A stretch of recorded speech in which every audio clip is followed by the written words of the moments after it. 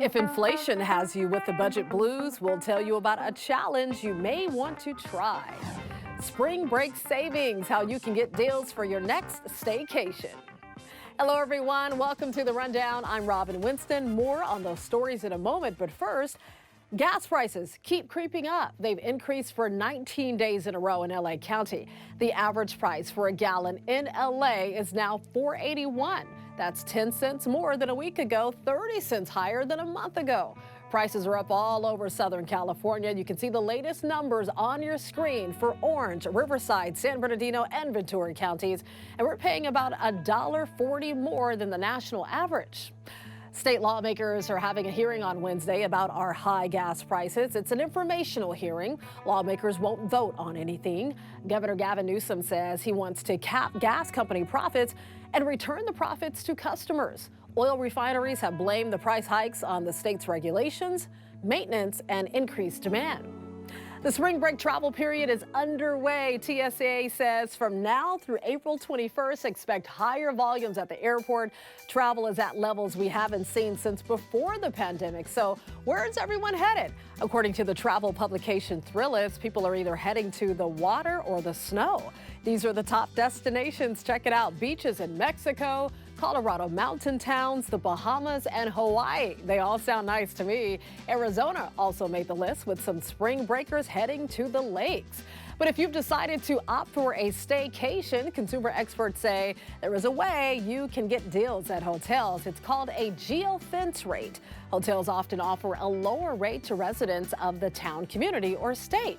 And for those of you sticking around for your staycation in SoCal, expect some major changes in your forecast. Let's check in with meteorologist Belen De Leon.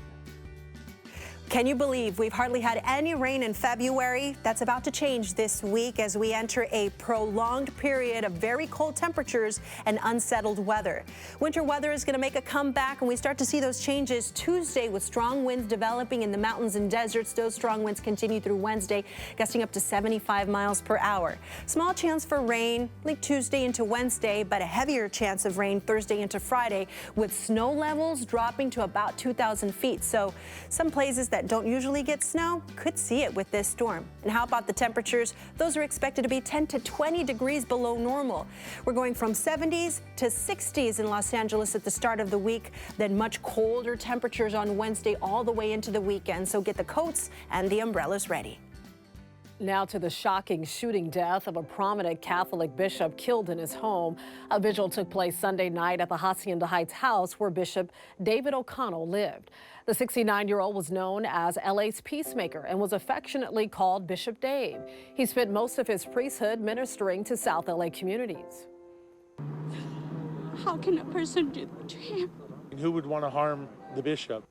And this particular bishop, nobody. Nobody comes to mind. As of Monday morning, detectives haven't released information on the shooter or motive for the murder. Former President Jimmy Carter is now in hospice care at his home in Georgia. His family says he's foregoing medical treatment. At 98, he's the oldest living former president. Mr. Carter and his wife Rosalind had volunteered for decades with Habitat for Humanity. We caught up with a man whose parents still live in the home President Carter built for them back in 1995 in Watts. When we were doing the 1995 Jimmy Carter Work Project, he said, the world is too busy trying to change the entire world when all you have to do is change the life of one person, and that person will change the life of another, and that person will change the life of another, and that's how you change the world. And that's what I always remember. The Carters worked with Habitat for Humanity from 1984 until 2020. President Biden made a surprise visit to Ukraine and appeared with Ukraine's President Zelensky. Presumptuous of me to say this, but I thought it was important that the President of the United States be here the day the attack began. I thought it was critical that there not be any doubt, none whatsoever, about U.S. support for Ukraine in their war against the brutal attack by Russia. The president announced an additional aid package worth $500 million for Ukraine. It will include more military equipment and weapons. As people across the country continue to struggle with record high inflation and mounting credit card debt, a new spending challenge is emerging to help people save money. NBC's Susan Hogan shows us how it's helping shoppers. It's time to ditch the auto renewal and reevaluate your spending habits, and there's no better way than starting with a spending freeze challenge. Period of time where you really hit pause on all of your spending, because what it does is it forces you to question, do I really need all of these things the rest of the time? Once you've done that, look through your bank and credit card statements, calculate the cost of a service or a particular spending habit yearly instead of monthly. A monthly subscription or a daily $5 spending habit seems harmless, but it adds up. Just make sure your habits are in line with your budget goals and how much you're willing to sacrifice for them.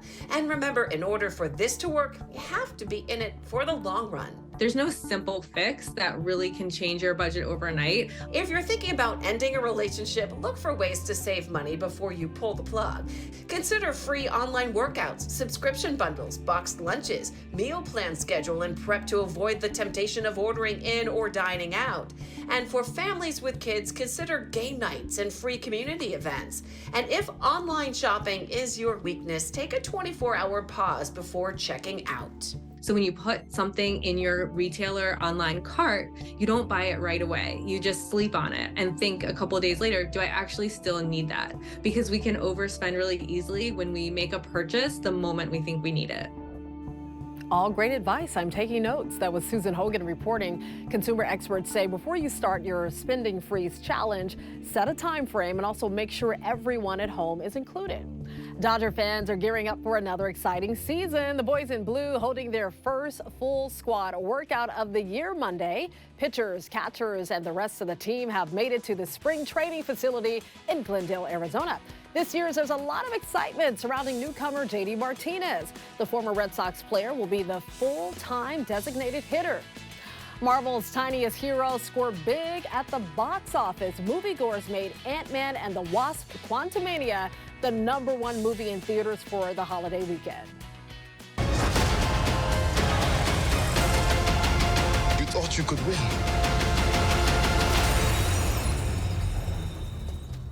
I don't have to win. We both just have to lose. Ooh, lots of action. This is the third Ant-Man movie starring actor Paul Rudd. In this one, Ant-Man and his family shrink down and travel through a micro-universe where they meet a dangerous foe played by Jonathan Majors. The movie has earned more than $104 million at the domestic box office so far, with $121 million more dollars made overseas. The iconic cast of Back to the Future got back together once again. No time machine was needed for this reunion as the actors met up at a pop culture convention in Portland. Look who's here. Look what the cat dragged in. Well, I love you. Aaliyah Thompson, who played Lorraine McFly in the classic trilogy, recorded the special reunion on her Instagram Sunday. She shared selfies with Michael J. Fox and Christopher Lloyd, who played Marty and Doc Brown. Thomas Wilson was there too. He played the infamous bully Biff Tannen. Thompson says that she had the best time with her Back to the Future family. It's been nearly 38 years since the first movie took us back in time to 1955, and it sure is great to see them all back together again. A young soccer fan got a huge surprise during the opener of the She Believes Cup Invitational Tournament. She ordered a jersey of her favorite player, Trinity Rodman, and was so sad when it didn't arrive in time for the game. Trinity heard what happened and made sure to find her after the U.S. women's national team's win against Canada. She gave the girl her game-worn jersey and she signed it to make sure she'll have something to remember the match. You can see the emotion on the girl's face, and she even uses a jersey to wipe away some happy tears. How sweet is that? What a pleasant surprise and what a special moment. You can always get news and weather updates on the NBCLA app and our website, NBCLA.com. And be sure to tune into Today in LA on NBC4 weekdays 4 to 7 a.m. I'll be helping you get around with the traffic reports throughout the morning commute. I'll see you next time on The Rundown.